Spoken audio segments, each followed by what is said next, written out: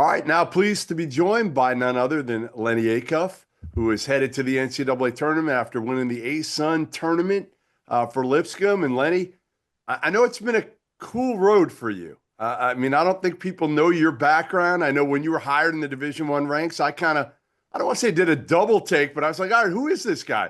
Let me dig in. I had heard about you, but 22 years at Alabama Huntsville at the Division II route, and you are headed to the Division I NCAA tournament. How does that feel?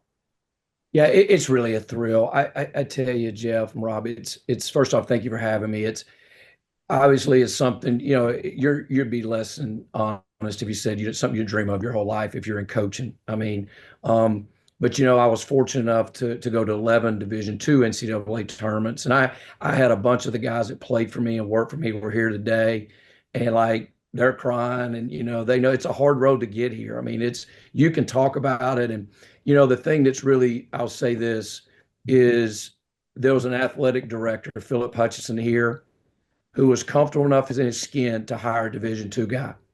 And because when we were in Huntsville, we were pretty good now. I mean, we were rolling. And I bet there were 5 or 6 Division I jobs like, well, you've never coached Division I, you never coached Division I.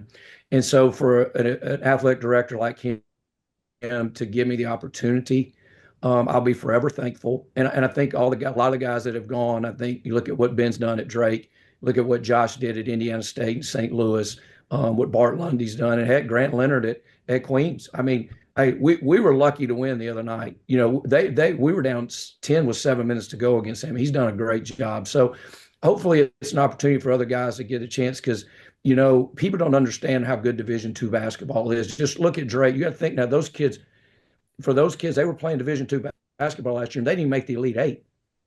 I mean, they lost in the regional final. So that's a long-winded way to say I'm very thankful for the opportunity. Lennie, I wanted to ask you about the continuity that you have. I think that more than anything, we fall in love with the portal because it's fun and it's new and it's transactional and it allows you to have some scoops in April and May and college basketball matters. And it's like I get it. It's fun when that's happening for people. No, it's not fun. There's nothing fun about it. All right, Rob. There's nothing. But for the to win, I think the best way, it's not going in the portal and getting a new face. It's keeping those core pieces together. And you were able to bring 3 guys back that were really important for you last year. One of them was a 5-year player. Another one has been with you for 3 years. How were you able to keep Jacob, Joe, and Will? What is it about those 3 that brought them back to Lipscomb for another season? Yeah, I tell you, Rob, it's really a pretty cool story. Our most talented team was last year. Jacob we had won 20 games the year before. We lost a gut-wrenching game at Kennesaw in the semifinals, and we basically got our whole team back. And Kennesaw was fantastic that year. And the night before we play at Wichita State, our first game, Jacob gets hurt and he doesn't play all year. And so, we end up winning 20 games. We finished second, tied with Stetson to win in the league, and we lose a heartbreaker to North Alabama. They make a buzzer beater to beat us here in the tournament. And those 3 guys, they're like, I'm coming back. And I promise you, it was never one dime talked about. They said, I want to come back and I want to win a championship. And just a real credit to them and the kind of young men they are. And, Jacob, I mean, he had 2 years left. So when you're a 2-year guy, he would have been, that's gold, but he stuck with us. He's raised the right way, great parents. And it will prove he's been a 5-year starter for me. And Will, I was just sharing with my wife, we were at spring break and I said, take a week to decide what you're going to do. And I said, whatever you do, I'm for you. I'm for Will. And he called me and he said, Coach, I'm coming back. And I knew he had a chance. And then the guy that's been just elevated beyond belief is Joe Anderson. Joe was on the Furman team 2 years ago that beat Virginia and was not playing. And, they had great players. I mean, Bob was doing a great job with their team. And, and I think the thing about the portal is it giveth and it taketh away. But we've been really fortunate in that maybe some guys get a second chance here. And we did it with some D3 guys, some NAI guys, Darren Boyd that's at College of Charleston. And, it's about finding guys that fit. And I think that you want somebody that loves basketball. And like those guys want to win. Like the guy that was key for us today was Giassi Powell, transfer from Jacksonville. Man, he's a good player and a great kid. And he just said, I want to win. And we lost back. We had the most talented kid here is Dylan Faulkner. He's a 6'9" kid that is super, super talented. And he's a sophomore, and we're playing really well. And in our third conference game, he breaks his foot and he's out for the year.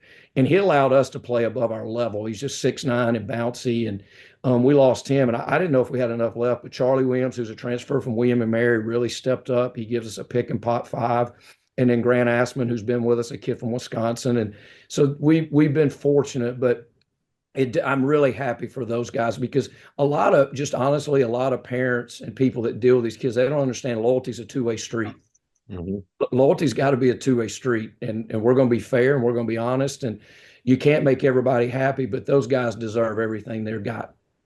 So it's the second time you guys have made the NCAA tournament. First time was 2018. Casey Alexander was the head coach. They had Garrison Matthews. I think they lost to Carolina, if I remember correctly. Why can this team win a game in the NCAA tournament? Well, I don't know. You guys know a lot about basketball. A lot of it's going to be the draw. What's your matchup?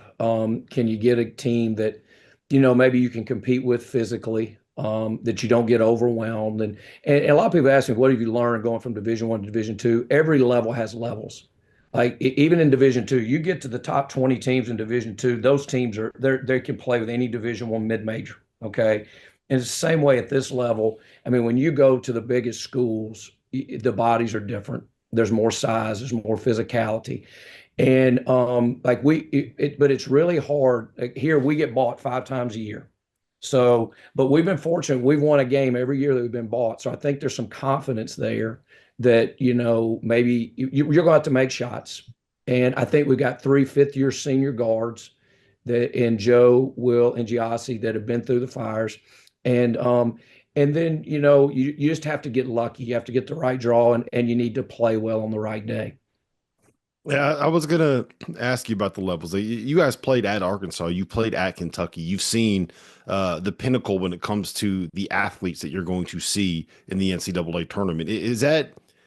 Does that help you guys be ready? Like, these guys aren't going to be surprised if there's someone the size of an Amari Williams or, as athletic as some of the guys that you're going to see in Arkansas, because you've experienced playing against them before. Yeah, it's interesting. We played at Arkansas, and we're down 4 with like 4 or 5 minutes to go. We'd won at Duquesne the first night and flew to Arkansas and played them. And they put a dose of Boogie Flant on us. He was super talented, and we had no answer for him. But look, they're playing good, by the way. But anyhow, then we go to Kentucky, and that's the one game we weren't competitive. And boy, Mark had them playing that night. I think they made 13 or 14 threes, and we fouled them on 2 or 3 others. And I told our guys after the game, I said, this game is going to be so good for us because if we're fortunate enough to get back to the NCAA tournament, now you know what it looks like. And we didn't play bad there. We only turned it over 6 times. We got good shots. We just didn't shoot it well. And Coach Bird was here today from Belmont, and he's been great to me. And and he and I've talked. You got to make threes in those games. You just do. You got to have something. The great equalizer is a ball going in the goal, and we did that today.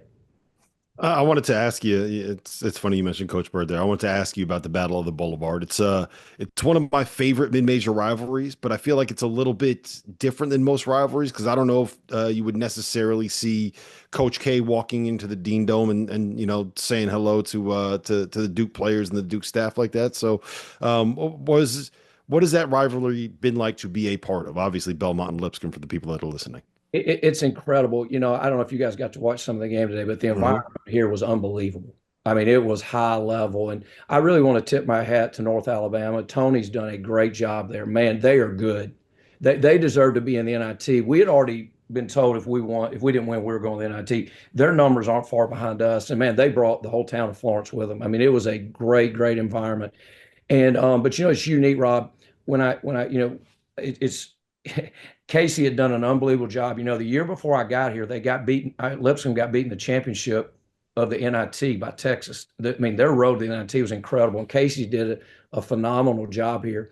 And, they had Garrison Matthews, who's playing for the Hawks. He was here today. And a lot of the guys from that team were here, and I appreciate them being here. But we lost 7,700 points off that team. And so, and that next year we got back to the championship. We lost at Liberty. But to get to the Belmont thing, one thing is, just because you're rival, you don't have to be enemies. Like I mean, Casey's been really nice to me. He lives 2 miles from me, and he's done a great job. He did a great job with his team this year, but it is really good basketball. In the last 3 years, the game has been decided at the buzzer the last 3 years. And just to segue a little bit off that, we were up 12 this year with 3 minutes and 50 seconds to go here against them. And we got outscored 19-4. And they got an M1 to beat us with 3 seconds to go.